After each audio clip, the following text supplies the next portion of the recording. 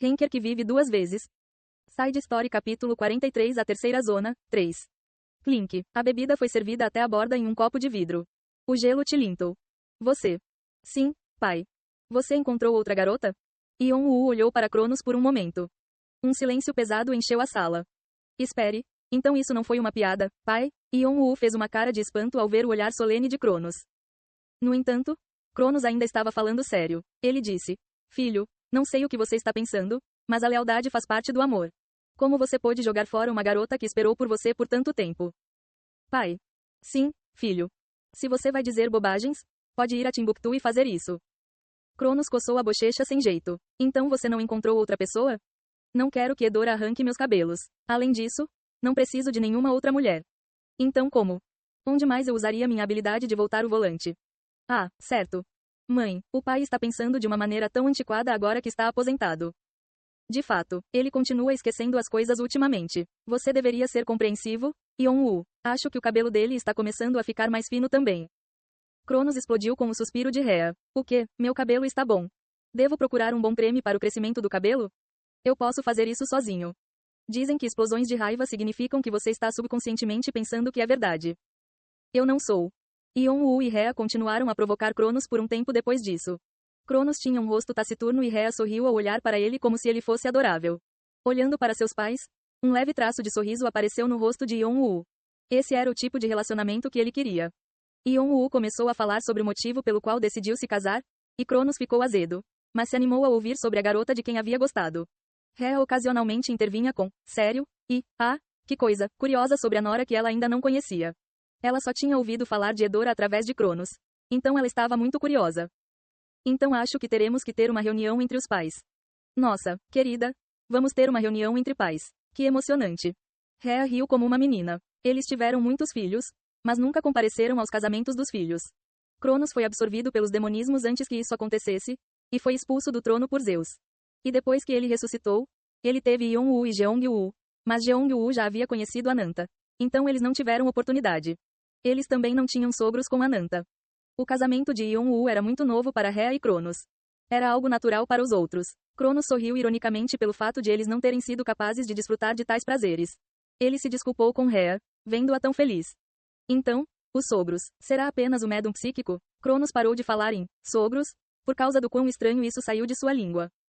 Não, Seseung-nin virá também. Cronos não entendeu quando ouviu, Seseung. Ele logo arregalou os olhos. Mas esse homem é. Ele está vivo. O que? Cronos sabia que o rei marcial havia despertado como imperador, e então foi disperso por causa da maldição de Gaia. Então, Cronos chegou a uma conclusão. Você fez alguma coisa. Yeon-woo ergueu os olhos e Cronos e Rhea seguiram seu olhar. Eles estavam olhando para o corrimão do segundo andar, onde Min Sha-yang estava. Yeon-woo disse: Eu vi a garota fantasma há pouco e a energia que senti dela era familiar. Familiar? Yeon-woo acenou com a cabeça para a pergunta de Cronos. Essa criança tem algo chamado fragmento de estrela, não é? Cronos e Rhea arregalaram os olhos.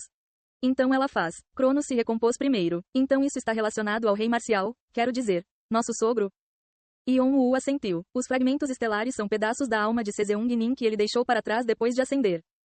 Cronos e Rhea finalmente entenderam por que criaturas fora de seu domínio de percepção eram capazes de existir.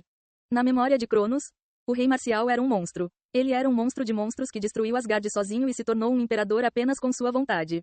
Se não existisse um sistema na torre, Alforone nunca teria sido capaz de lidar com ele. O mesmo aconteceu com os outros seres do mundo celestial.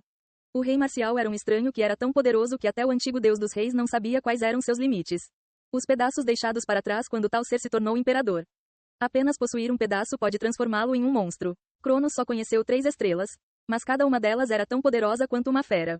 Fazia sentido já que eles eram seres que engoliram todas as lendas de uma linha mundial depois de apagá-la. Mas fez ainda mais sentido depois de ouvir que foram pedaços do rei marcial que permitiram que tal evolução ocorresse. Então, o que acontece com aquela criança? Cronos olhou para Yeon-woo ansiosamente. Havia apenas 2 caminhos que um ser com um fragmento de estrela poderia seguir. Eles poderiam ser comidos por outra estrela que cruzasse outra linha mundial, ou poderiam digerir completamente o fragmento e se tornar uma verdadeira estrela. Se Yeon-woo declarasse que recuperaria o fragmento de Min Sha-yang à força, não havia como impedi-lo, mesmo que isso significasse que Min Sha-yang se machucaria no processo. Cronos e Rhea provavelmente tentariam impedi-lo, já que agora pensavam nela como uma filha, apesar de conhecê-la há pouco tempo. Yeon-woo fez uma cara incrédula depois de ler a expressão de Cronos.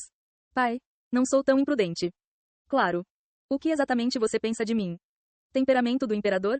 Nunca lhe ocorreu que o temperamento é genético? Peça desculpas agora. O que você está falando? Como você ousa falar assim com sua mãe quando ela sacrificou tudo por vocês dois?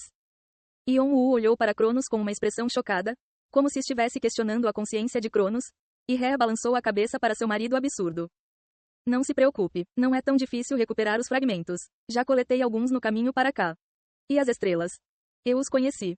Que pena para eles. Mas alguns definitivamente não devem ser desconsiderados. Há alguns que até deixaram o universo e as linhas do mundo. Lá fora, você está falando sobre o outro mundo? Estou falando sobre Night aqui. Não, é um pouco diferente. É meio difícil de explicar. Um pensamento ocorreu a Yon-woo no meio da frase, e de repente ele virou a cabeça. Será mais fácil para você ouvir por si mesmo. Cronos e Rhea estavam prestes a perguntar o que isso significava quando Yon-woo de repente avançou. Clarão. Escuridão estúpida. Eu tive minhas dúvidas. Mas por que ele está? Havia uma coisa chamada mundo irreal. Assim como havia dois lados de uma moeda, havia um outro lado da realidade existente. Originou-se da casca do ovo de onde Pangu veio. Era um mundo que queria se tornar real, mas nunca poderia realizar esse sonho. As estrelas tinham a capacidade de entrar e sair deste mundo irreal. Este mundo também era a terceira zona que o demônio celestial mencionou. Tigris estava atualmente escondido no mundo irreal, olhando o que estava refletido no espelho.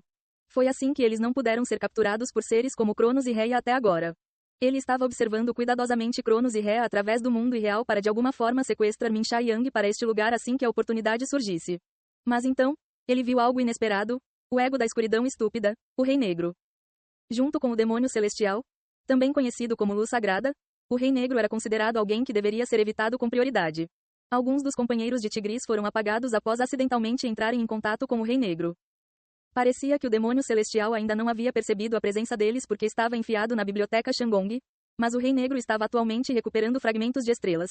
Então eles precisavam tomar cuidado especial. Tigris tentou sair imediatamente. Uma parte dele queria ficar e observar Yon-woo por mais algum tempo. Mas ele não queria ser um gato que morreu de curiosidade. Felizmente, ainda não ouvi nada sobre o Rei Negro ser capaz de tocar o mundo irreal. Felizmente, o próprio Rei Negro era o universo e o mundo. Isso significava que era impossível para ele interferir no mundo irreal. No entanto, Tigris não conseguiu mais continuar com seus pensamentos. O espaço à sua frente se dividiu repentinamente e uma força forte de repente começou a puxar seu corpo. Colidir. Antes que ele pudesse resistir, Tigris foi sugado para frente como se seus colarinhos estivessem sendo segurados com força por alguém. Keg. Quando Tigris acordou, ele empalideceu. Yon-woo estava olhando para ele bem na sua frente. No momento em que Tigris viu aqueles olhos negros, ele tremeu de medo, incapaz de dizer qualquer coisa. Como um rato diante de uma cobra, todos os seus instintos lhe diziam para não colidir com o ser à sua frente. Se não posso interferir no seu mundo, tudo o que tenho que fazer é forçá-lo a vir aqui. Não é mesmo? A mente de Tigris ficou em branco depois de ver o sorriso frio de Yon-woo. O sorriso malicioso de Yon-woo só se aprofundou. Você sabe por que eu trouxe você aqui, certo? Você pode começar a falar agora. Acenar. Tigris assentiu freneticamente, caso Yon-woo de repente decidisse matá-lo. Para viver, ele precisava perguntar, a que altura, se recebesse ordem de pular. Ei pessoal, antes de vocês irem, não se esqueçam de se inscrever no canal e deixar aquele like maroto se gostaram do vídeo. Isso ajuda o YouTube a dar mais alcance ao canal. Ativem o sininho para não perder nenhuma novidade. Muito obrigado pelo apoio e até a próxima.